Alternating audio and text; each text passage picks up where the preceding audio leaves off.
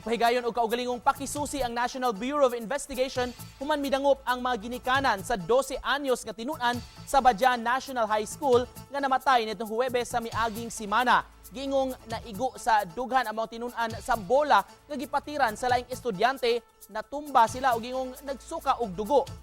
Miskwela pa kini sa pagkasunod nga adlaw apan mikalit lang og kalagom ug gidala na nila sa tambalanan. Gusto nilang masayran ang tinuod nga hinungdan sa kamatayon pinaagi sa pagpa-autopsy sa NBI-7 sa patayng lawas sa ilang anak.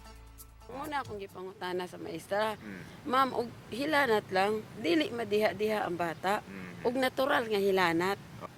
Kay, og ako'y pangutanon, 100% magyud nga hilanat akong anak. Og na pahilanat, di man ako napaeskwelahon. Gusto ko sila magkuha kung hostisya.